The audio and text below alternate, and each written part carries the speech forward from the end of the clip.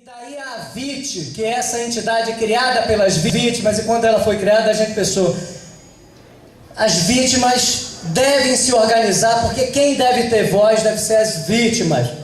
É muito boa a solidariedade que a gente recebeu ao longo do tempo. Foi muito bom a gente ter recebido os recursos, a solidariedade das empresas, das instituições religiosas, dos trabalhadores, mas nós temos que cuidar da nossa vida. A gente é que tem que fazer o trabalho.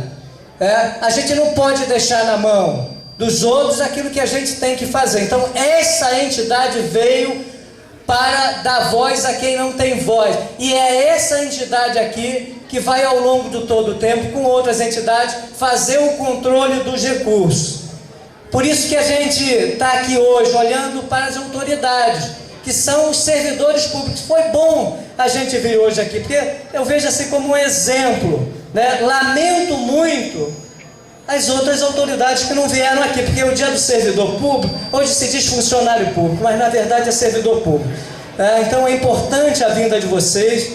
Sei que não é fácil olhar para toda essa população, mas eles são quem paga os salários dos senhores. É importante dar voz a cada um de vocês.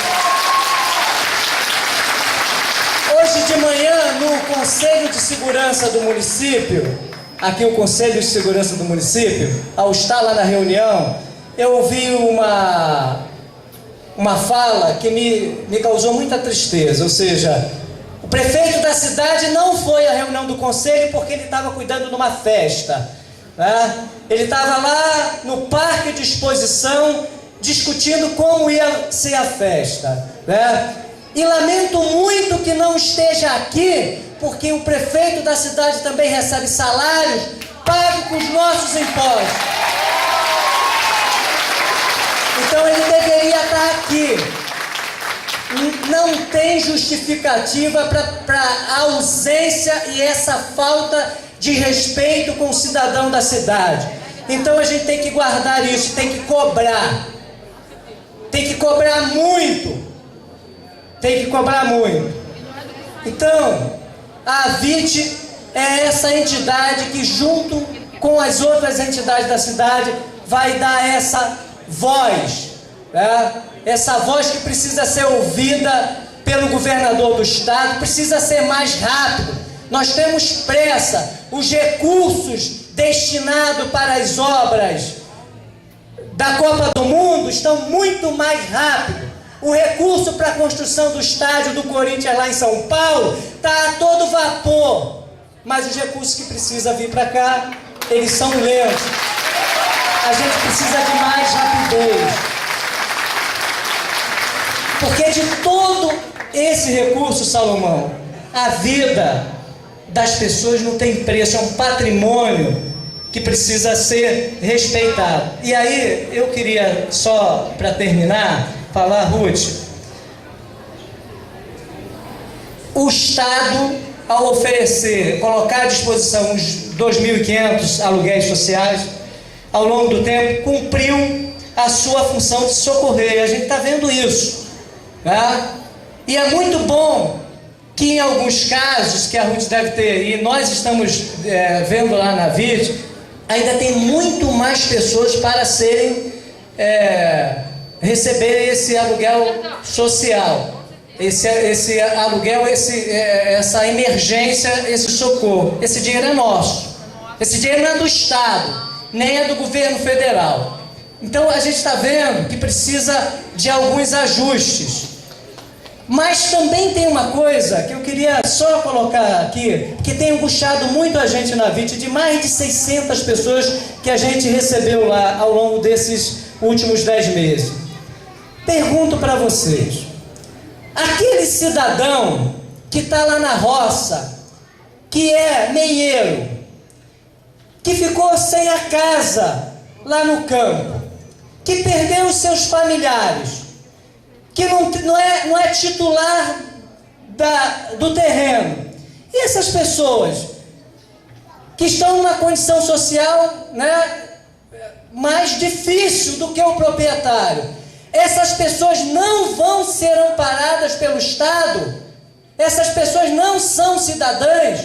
Essas pessoas estão sem absolutamente nada, porque na hora de receber o aluguel social para cadastrar, tem que ter a titularidade, o termo de posse, ou seja, tem que ter um documento, né, de posse do terreno. E aquelas pessoas que moram aqui na cidade, né, que estavam em aluguéis, essas pessoas estão completamente desamparadas. Então a gente queria chamar a atenção para essa situação, porque o Estado está reproduzindo o sistema capitalista, ou seja, quem tem propriedade recebe aluguel social e deve receber sim, quando é atingido, é o caso de muitas pessoas na cidade. E aquelas pessoas que eram os inquilinos, essas estão completamente desamparadas.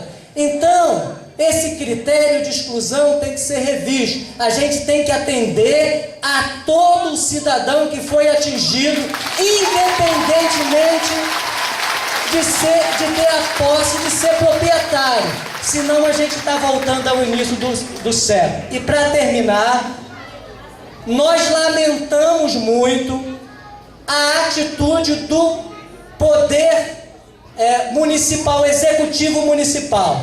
O prefeito anterior, o Jorge Mário, que decretou o estado de calamidade, mas para os cadastrados aqui no município, para receber, tiveram que ir à justiça. E aí o doutor Bacorelli vai completar. Ou seja, é uma vergonha que as vítimas tenham que entrar na justiça para receber o aluguel social. E o mais grave, o município de Teresópolis, o prefeito entrou na justiça contra as vítimas para não pagar o aluguel social, que é uma vergonha. E mais ainda, o atual governo também entrou na justiça para não pagar o aluguel social. Ou seja, a mesma prática do Jorge Mário está acontecendo com o prefeito interino. E isso também é uma vergonha, ou seja, é uma tragédia dentro da tragédia. Aí